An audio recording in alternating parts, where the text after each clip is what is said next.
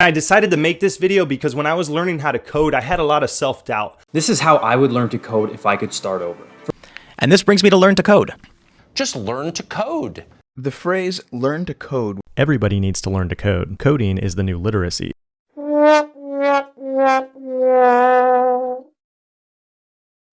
So what happened?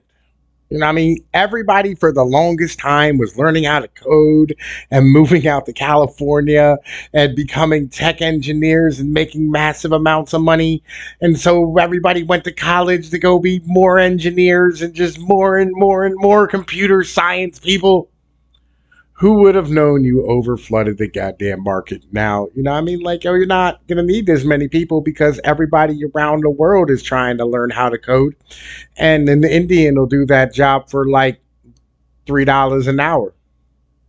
And you say, oh, well, you know, they do shitty work. Well, guess what, man? Listen, let's keep this 100% honest here. Like, unless you're in the top 1% of like computer science programmers,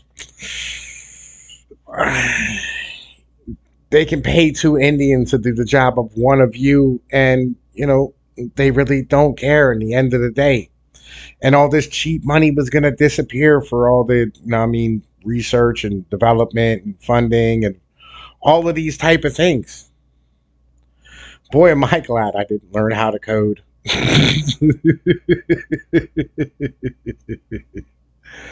Oh man, so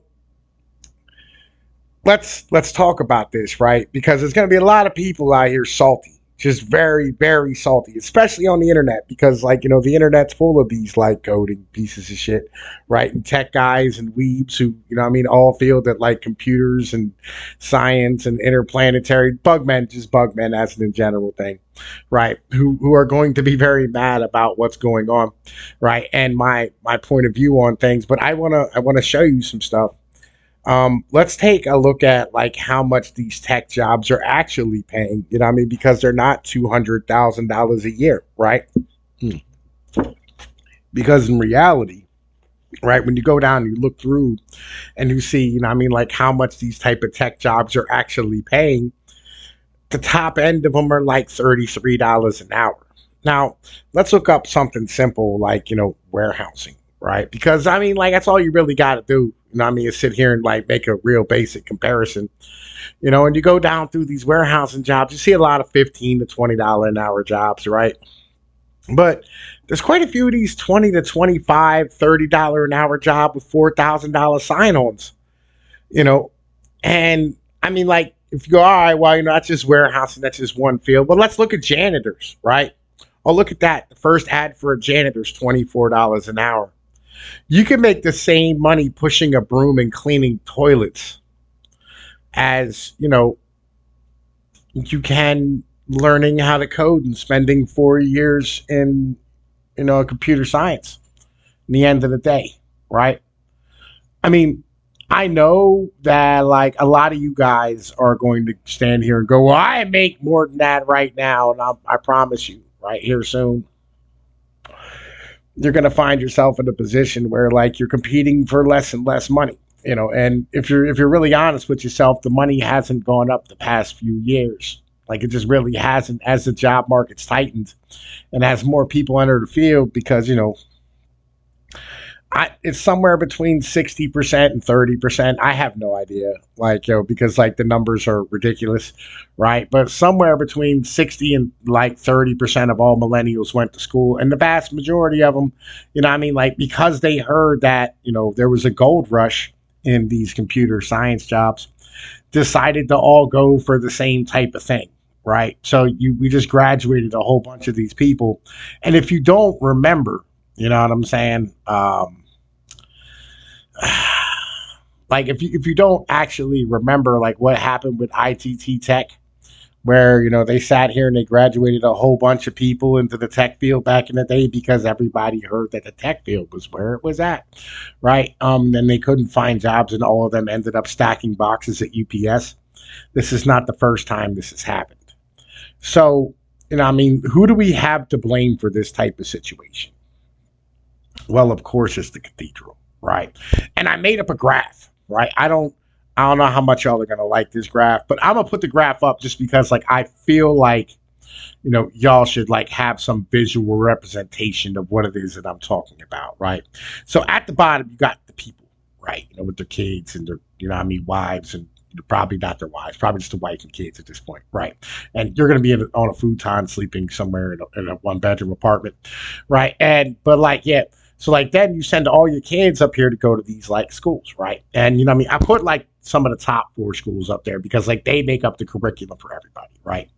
And then what they do is they produce a whole bunch of people who goes into places like government and corporations and the media, and like they all have the same basic knowledge. And then all of them put out this transgender goy slop, learn to code nonsense onto y'all, right? Back on the bottom again. And the process is repeated because they want more and more people into their scheme so that they can make loans and sell things and advertise to all of you, good goy slop, Totino's, pizza roll eating morons, and I'll be honest with you, if it feels like I'm talking down to you right now, I probably am, but I'm not trying to. I'm just trying to like wake you up to the situation of where you are, right? Because what you've done is you bought into an ideology that's not for you. All right. You bought into an ideology that was made for rich merchant class people who wanted to be able to live everywhere. And these people who, I'm not going to stand here and say like anybody's actually running things, because nobody's actually running things. Like basically it's a unspoken, like thought about agreement. It's a system that evolved naturally. Right. And this system, benefits a very few amount of people, as you can see from this here elephant graph, right? Like you see the top part of that elephant graph on the left-hand side, right? This is the amount of wealth gained between 1988 and 2008, right? Basically, that big hump on the left-hand side, like the elephant's back, that's China, right? And you see like the bottom down at the bottom, right? That's all the wealth that went to the middle classes of like modern nations, right? Europe and the United States, Canada, places like this, Costa Rica, right? There's some outskirts outline, Japan, Korea, right? And then you see that other side where like everything's go way up to that trunk, trunk that's like sticking up in the air, right? That there is the 1%, right? And it gets exponentially higher the more money they have. Right. So basically what you're doing is, you traded away your family and your community and your culture and all the things that mattered to you and your ancestors, that mattered to your ancestors anyway, for profit. And I get it. It seemed like a good trade at the moment. And it might still seem like a good trade to you because, you get to stay warm at night and the kids get fed. And, you have things that these individuals might not have had at that point. Right. But you know what they did have that you didn't? Family in the community, neighbors, right? Like good food, health, free time, like a lot of things, and like, they had that you didn't. And I understand you go, they all died at like 35. They probably didn't. If you made it to 10, you were probably going to make it to 50 at least. But let's keep this 100% honest too. Do you really want to be 75 shitting yourself in a nursing home somewhere? Is that really how you want to go out? Is that how you want to live your life? I feel like it's not the way we should be living our lives in the end of the day. We should not be like busting our asses so we had the last 10 years of being able to shit ourselves when our dicks don't get hard. Just keeping this 100% honest with you. And look, I'm Tom Peace and Pnoid dudes. Think about what I said, son. Yo, and enjoy the motherfucking decline. I'm out.